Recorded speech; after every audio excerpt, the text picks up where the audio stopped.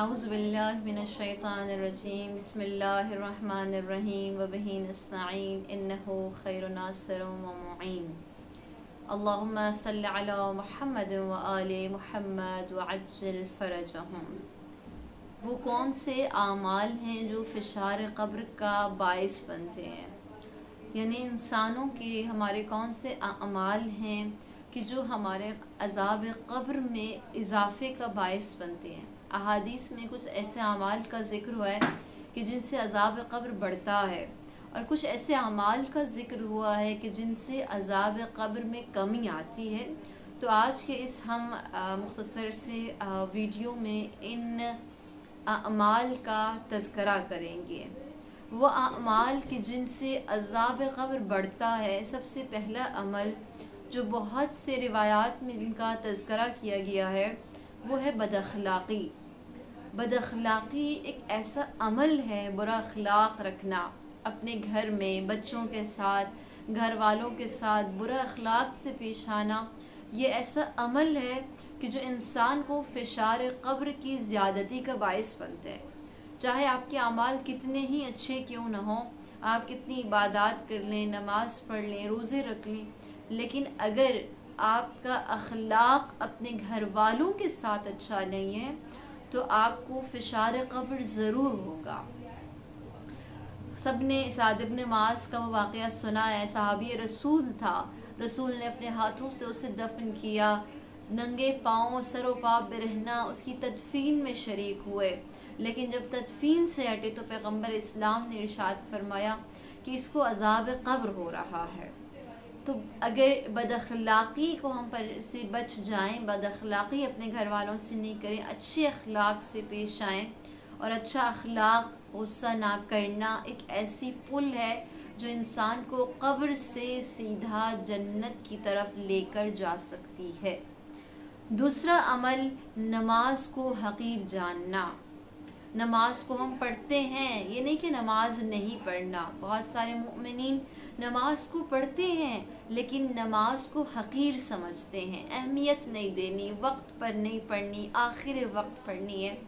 تو امام جعفر صادق علیہ السلام بھی ارشاد فرماتے ہیں لا تنالوا شفاعتنا من استخف بالصلاة، جو شخص ہماری نماز کو حقیر سمجھے گا اس تک ہماری شفاعت کبھی نہیں پہنچے گی۔ تارک الصلاۃ ایک الگ چیز ہے۔ بہت سارے لوگ اس حدیث کو ان لوگوں کے لیے کوٹ کرتے ہیں کہ جو نماز نہیں پڑھتے۔ نماز نہ پڑھنے والے کو تارک الصلاۃ کہا جاتا ہے، لیکن جو انسان نماز پڑھتا ہے لیکن نماز کو اہمیت نہیں دیتا، اسے نماز کو حقیر سمجھتا ہے، اسے کہا جاتا ہے کہ نماز کو حقیر سمجھتے ہیں، تو ایسے لوگوں کے لیے عذاب قبر، فشار قبر بہت زیادہ ہوگا۔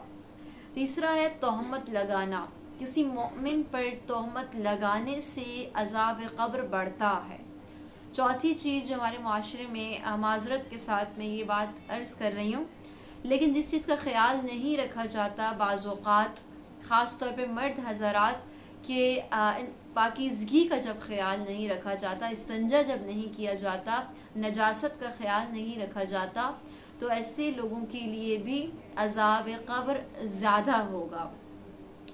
اور یتیم کا مال کھانا، جو افراد یتیم کا مال کھاتے ہیں، یہ بھی عذاب قبر کی زیادتی کا باعث بنتا ہے۔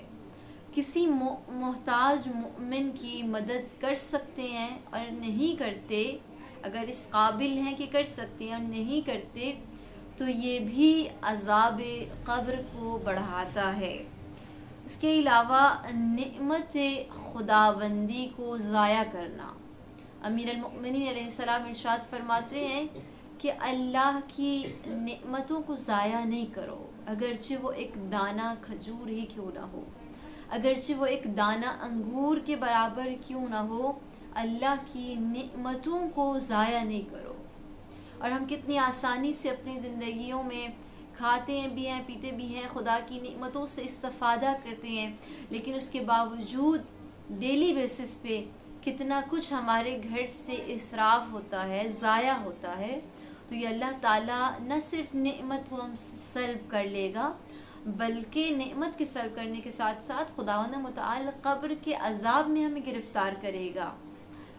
تو عذاب قبر میں اور بھی بہت ساری چیزیں ہیں، لیکن چند ایک جو بہت زیادہ احادیث میں جن کا تذکرہ کیا گیا ہے وہ یہ چند چیزیں ہیں جن کا میں نے آپ کے سامنے تذکرہ کیا۔ جو لوگ کسی بھی وجہ سے دفن نہیں ہو سکتے، جن کی قبر میں دفن نہیں ہو سکتے، جن کا جنازہ نہیں ہوتا، عذاب قبر ان کو بھی ہوگا۔ مومن کے لیے عذاب قبر کیا ہے اور منافق کے لیے، کافر کے لیے عذاب قبر کیا ہے؟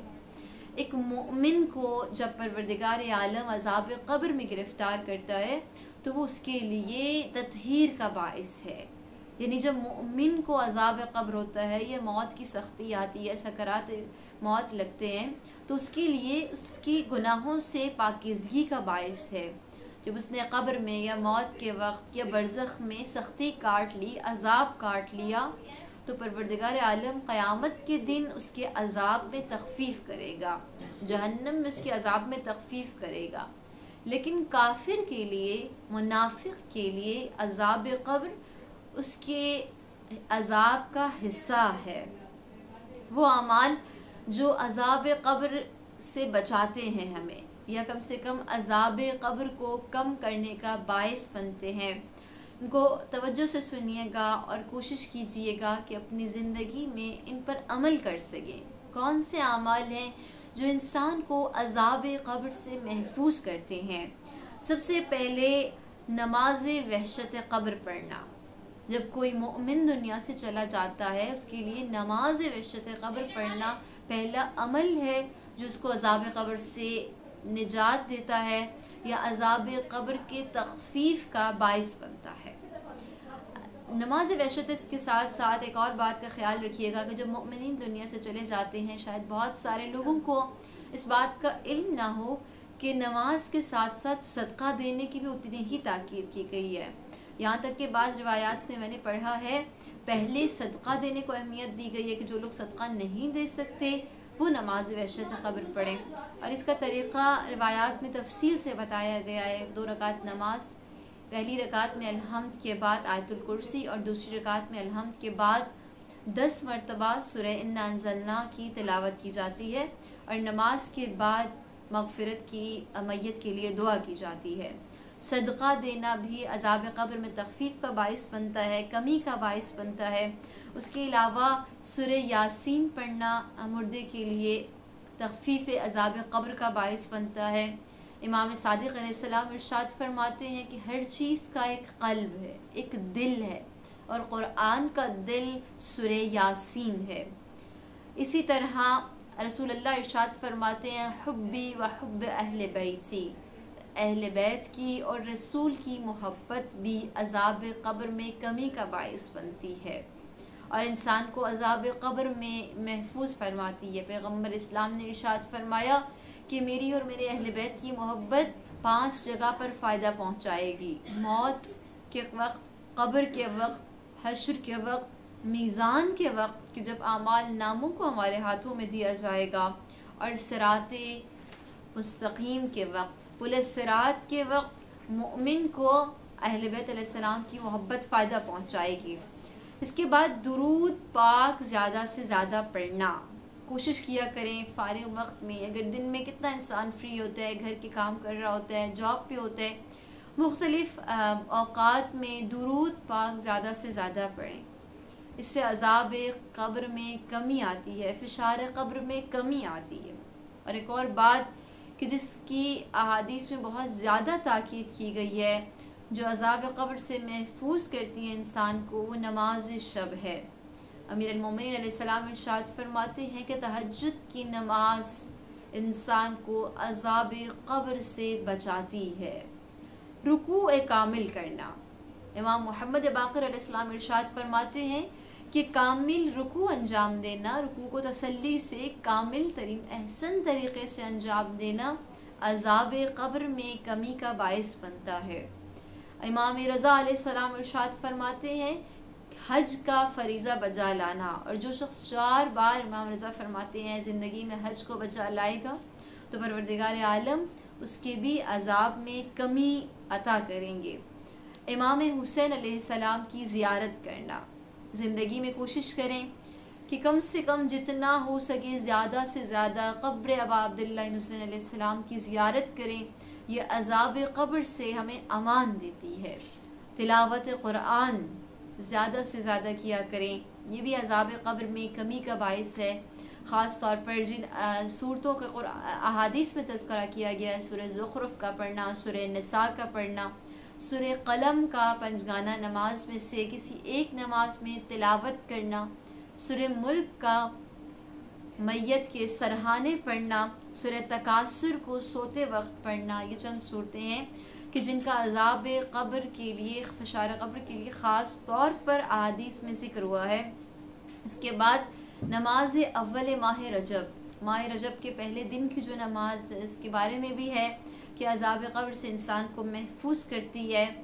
اور جو شخص جمعرات کے زوال سے لے کر جمعے کا دن اور پوری شب جمعہ اور جمعے کے دن میں جس کا انتقال ہو جاتا ہے، تو اس شخص کے لیے بھی عذاب قبر میں کمی ہوگی. نجف کی سرزمین میں دفن ہونا، جو شخص یہ سعادت پالے کہ نجف کی سرزمین میں دفن ہو، تو پروردگار عالم اس میت کے ساتھ جریدتین رکھنا، یعنی جب مردے کی تدفین ہوتی ہے تو اس کے ساتھ 2 گیلی لکڑیوں کو رکھا جاتا ہے جس پہ 14 معصومین کے اسامی لکھے جاتے ہیں. تو یہ کام بھی مردے کے لیے تخفیف عذاب قبر کا باعث بنتا ہے. قبر پر پانی چھڑکنا، جب مردے کو دفن کر دیا جاتا ہے، لحد پر پانی جب بھی آپ جائیں اپنے مردوں کی قبر پر، مرحومین کی قبر پر پانی چھڑکیں. جب تک خاک قبر گیلی رہتی ہے تب تک پروردگار عالم اس میت کو عذاب قبر سے محفوظ رکھتا ہے. اس کے علاوہ خاک کربلا کا میت کے ساتھ دفن کرنا، یہ بھی عذاب قبر میں کمی کا باعث ہے. کچھ لوگ امام جعفر صادق علیہ السلام کی خدمت میں آئے اور عرض کیا، یا ابن رسول اللہ، ایک بدکارہ عورت دنیا سے چلی گئی ہے، اور جب اس کی میت کو دفناتے ہیں تو زمین اس کی قبر کو قبول نہیں کرتی، زمین اس کی میت کو اگل دیتی ہے، بار بار قبر اس کی میت کو قبول نہیں کر رہی.